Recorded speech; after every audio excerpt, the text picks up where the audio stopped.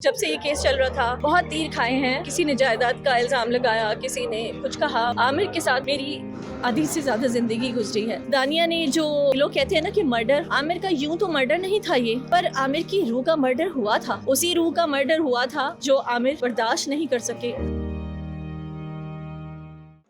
इस कोर्ट में जो हमने केस फाइल किया था उसमें अल्लाह ने हमें कामयाब किया है और हमने जो एप्लीकेशन डाली थी मैजिस्ट्रेट के ऑर्डर के ख़िलाफ़ जो बॉडी एक्सह्यूम करने की, वो जो उनकी लाश को निकाल के उनका पोस्टमार्टम करने का, वो कोर्ट ने मैजिस्ट्रेट के ऑर्डर को जो है ना सेट असाइड कर दिया है और वो कहा है कि वो इल्लीगल ऑर्डर है। और कोर्ट ने उसमें बहुत सारी चीज़ें और भी जो है वो क्लियर की हैं, जो मैं आपको बताना चाहूँगा कि इसमें कोर्ट ने जो हमारे आर्गूमेंट्स थे उसमें उन्होंने ये भी बताया कि जिन साहब ने ये एप्लीकेशन दी थी वो दरअसल स्ट्रेंजर भी नहीं थे, वो एनिमी थे, क्योंकि उनके फेसबुक से जो रिकॉर्ड मिला था उसको हम लोगों ने कोर्ट के सामने प्रेजेंट किया था। तो उसके अंदर कोर्ट ने उसको मेंशन भी किया है कि उसने अपने कोर्ट के जब वो हयात थे आमिर लियाकत, तो उन्होंने लिखा है 9-0 से अगर बन्नी गाला निकल जाओगे, अहमियत पहले से नहीं, जलील भी हो जाओगे, कराची की गलियों में ही चलना सीखो, इस्लामाबाद में चलोगे तो फिसल जाओगे। तो ये तक कोर्ट ने अपने जजमेंट में ये सारी तहरीर की है और कोर्ट ने कहा है कि मैजिस्ट्रेट ने जो है वो जो ऑर्डर किया है वो इलीगल है। और कोर्ट ने हमारे जो आर्गूमेंट्स थे कि ये जो ओवरऑल केस था, ये एक स्ट्रेंजर है, ये एनिमी भी है और इसने झूठ बोला है कोर्ट में आके, बाहर वो सोशल मीडिया को बताते रहे कि मेरे पास एक्सरेज मौजूद हैं, उसकी हड्डियां टूटी हुई हैं। हमने कोर्ट में कहा कि इनको बोलें कि एक्सरे ला के दें। हमने कोर्ट में कहा इनको कि उन्होंने कहा कि इनकी कोई प्रॉपर्टी की दुश्मनी है, वो भी उन्होंने ला के नहीं दिया।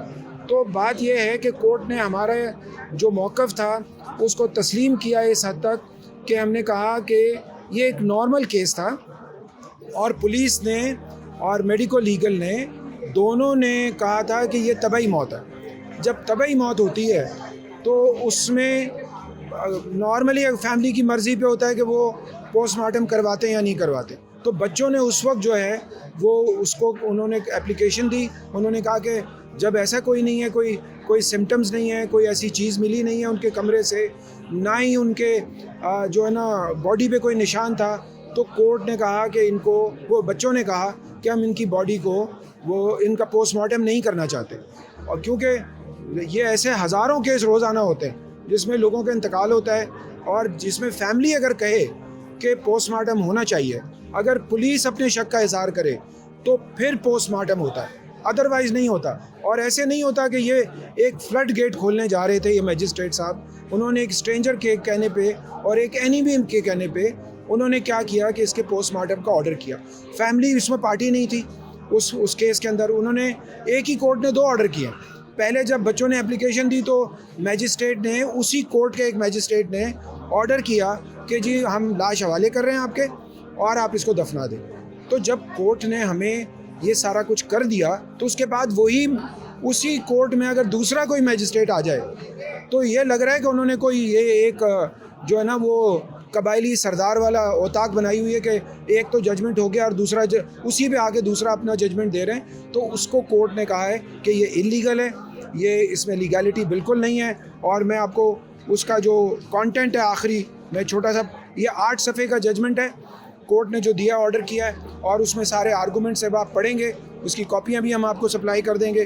तो उन्होंने कहा कि जो उन्होंने कहा है कि Dr. Amir Liaquat Hussain, after getting permission, family है, the legal heirs of the deceased buried the dead body. Dr. Amir Hussain, after getting permission from the learned concerned judicial magistrate, who has given permission to applicant to bury the dead body of the deceased. The respondent number 2 has passed second order dated 18/6/22, in which overruled, suppressed the or supersede the order dated 10/6/22.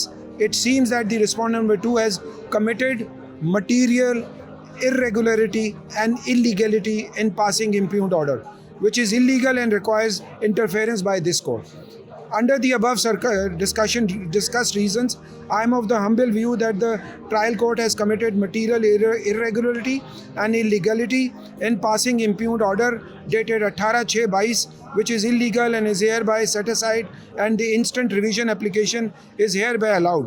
The case law submitted by the learned counsel for the respondent, जो हमारे stranger ने किया, are distinguishable and not applicable. वो उस case से मुताल्लिक ही नहीं थे जो उन्होंने केस लॉ दिया था।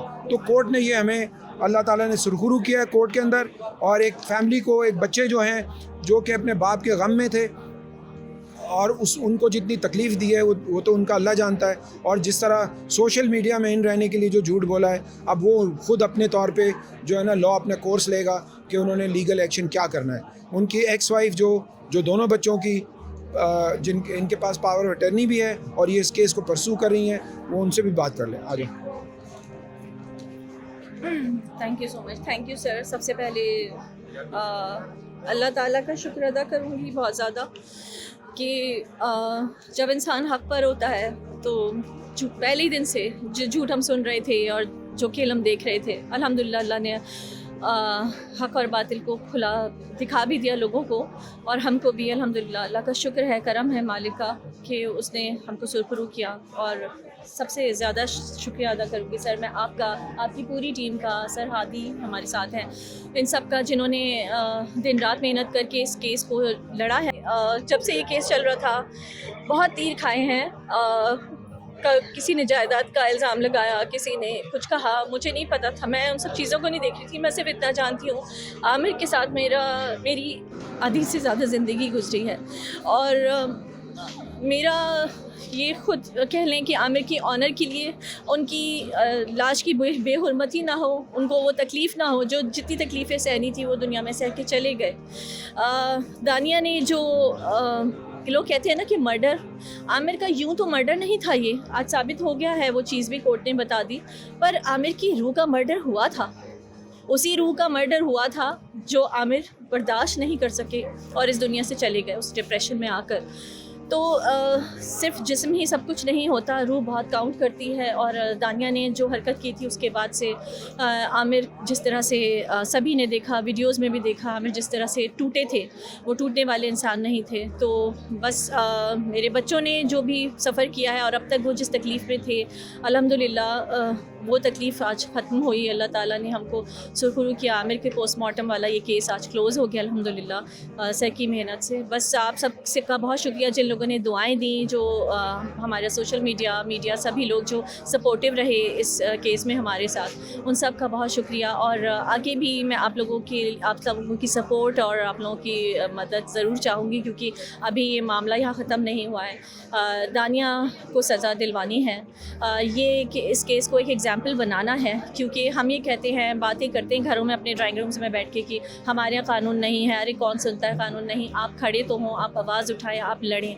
अगर आप हक़ पर हैं तो ऐसा नहीं है कि इंसाफ नहीं मिलता, इंसाफ मिलता है, हमें मिला है अल्हम्दुलिल्लाह यहाँ पर। Thank you so much. FIA के हवाले से अपडेट दीजिए कि वहाँ पर इंक्वायरी में है, क्योंकि ज़ाहिर है वो तो आप FIA अगेन के कुछ सीक्रेट वो होते हैं, मैं बहुत सारी चीज़ें आपको नहीं बता सकती, लेकिन ये कि वो इंक्वायरी में है मामला और वो देख रहे हैं, वो इदारे अपना काम कर रहे हैं। ज़ाहिर है उस चीज़ पर मैं कोई कमेंट कर नहीं सकती।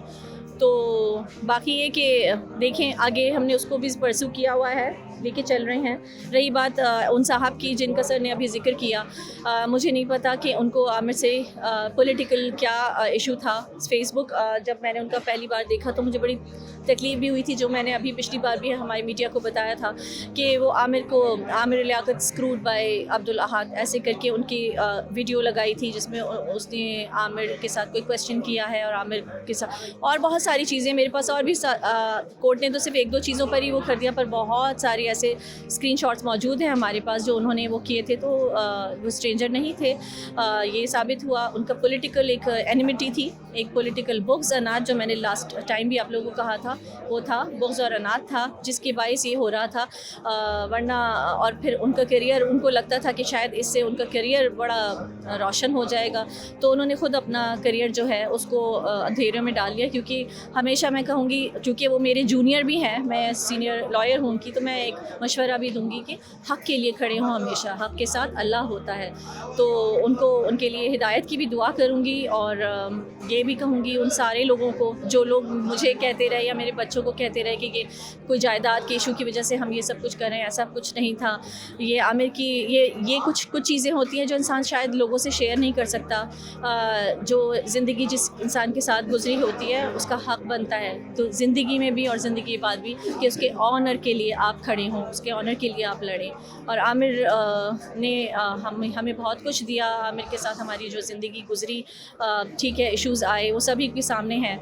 तो मैं क्या कहूँ कि उसका मतलब ये नहीं होता कि ताल्लुक़ ख़त्म हो जाता है, पर वो जो दिल का रिश्ता होता है इंसान का, जो वक्त गुजरा होता है, मेमोरीज़ होती हैं, बहुत कुछ होता है। आप लोगों के लिए ये एक केस था, शायद उन साहब के लिए भी एक केस था, पर हमारे लिए केस नहीं था। जब यहाँ पर आमिर की बात हुई है, या जब उनकी डेथ की बात हुई है, तो हमारे दिमाग में, हमारे अंदर वो सारी चीज़ें घूमती रही हैं, वो सारी वीडियोज़ चलती रही हैं। हमें नॉर्मल होने में बहुत वक्त लग जाता था, तो पूरी रात नींद नहीं आती है जब पता होता है अगले दिन ये है। तो लोगों के लिए ये केस होगा, लोगों के लिए स्टोरी है जो आपने सुन ली, आप लोगों को मैंने बता दी, पर हम लोग की फीलिंग्स जुड़ी हुई हैं उससे। तो बस आप सबसे दुआ भी करूँगी, आप सबसे दुआ की दरख्वास्त भी करूँगी कि आगे भी दुआ कीजिएगा कि अल्लाह ताला हमारे साथ दे, और आप लोगों की सपोर्ट भी चाहूँगी। Second part, cyber part of the case, although Cyber? you won the case, but Yeah. are you going to pursue the cyber part of the case, which has left a long scar on the minds of the family, and also about Dania? You are talking about Dania? Okay, yeah, not it is. just Dania, but the cyber part of it. Yeah, it is in FIA. We are pursuing this. Already बोल चुके हैं। Yeah, we are. Yeah, thank you